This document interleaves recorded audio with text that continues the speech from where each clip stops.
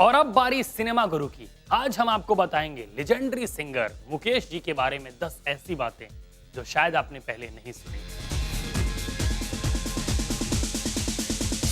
दोस्तों, मुकेश जी का पूरा नाम था मुकेश चंद्र माथुर। किसी की मुस्कुराहटों पे हो निसार, किसी के वास्ते हो तेरे दिल में प्यार, जीना इसी का नाम है।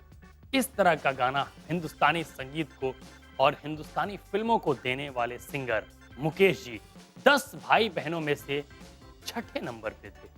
मुकेश जी की बड़ी बहन जब संगीत की शिक्षा ग्रहण करने जाया करती थी तो मुकेश जी भी उनके साथ जाते थे और एक कोने में खड़े होकर देखते रहते थे।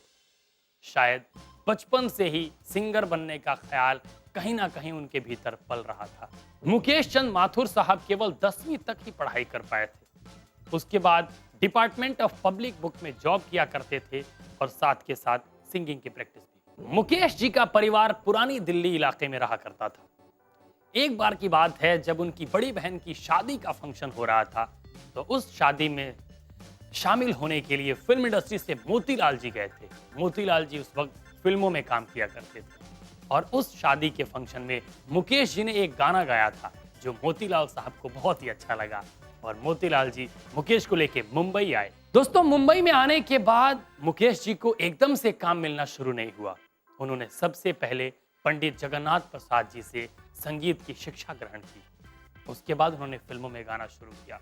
उनके द्वारा गाया हुआ गीत एक दिन बिक जाएंगे माटी के मोल, जग में रह जाएंगे प्यारे तेरे बोल, ला ला ला ला ला ला, ये गाना राज कपूर साहब पे फिल्माया गया था और राज कपूर साहब मुकेश जी को इतना पसंद करते थे, उनकी गायकी से इस कदर प्रभावित थे कि उन्होंने एक बार कहा कि अगर मैं शरीर हूं तो मुकेश की आवाज मेरी आत्मा है।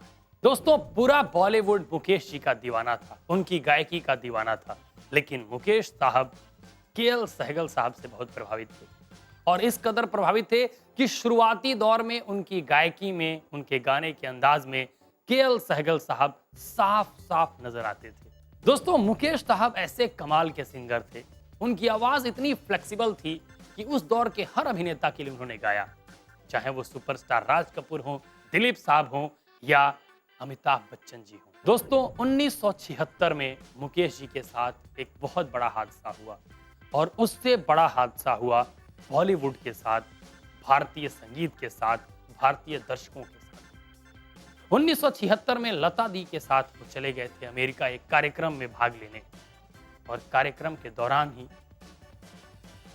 वो इस दुनिया को हमेशा के लिए छोड़ के चले गए। उनकी आवाज हमेशा के लिए चुप हो गई, बंद हो गई। ये खबर सुन के राज कपूर साहब ने कहा था कि आज मेरी आवाज चली गई, पर आज भी मुकेश जी की आवाज हमारे कानों में गूंजती है, हमारे दिलों तक पहुंचती है।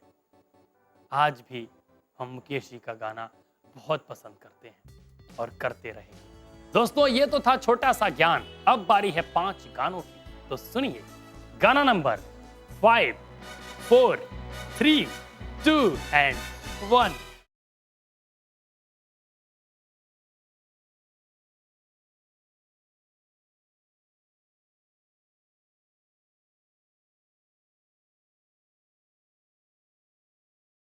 मैं जाऊं नाना, मैं जाऊं नाना, मैं जाऊं, जाओ, यही कह रहे हैं ना आप लोग।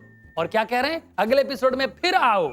और सुनिए, सिर्फ हम ही फॉलो करें, आप लोग मैसेजवा और मेलवा नहीं करेंगे, चुटकुलवा नहीं भेजेंगे, हम खिसिया जाएंगे, बता ही दे रहे हैं। हमको अपना चुटकुलवा मेल करते रहिए bigmagicmarketing@reliancebroadcast.com पे महाराज। और आप हमारा फेसबुक का पेज लाइक कीजिए, टाइप कीजिए बिग टॉप 20 और एक बहुत सुंदर सा मुखड़ा आएगा, उस मुखड़े पे जो है 2-4 अंतरा मुखड़ा गा दीजिए और अपना चुटकुला जो है वहां पोस्ट कर दीजिए, है ना, जो हम बाद में यहाँ सुनाएंगे।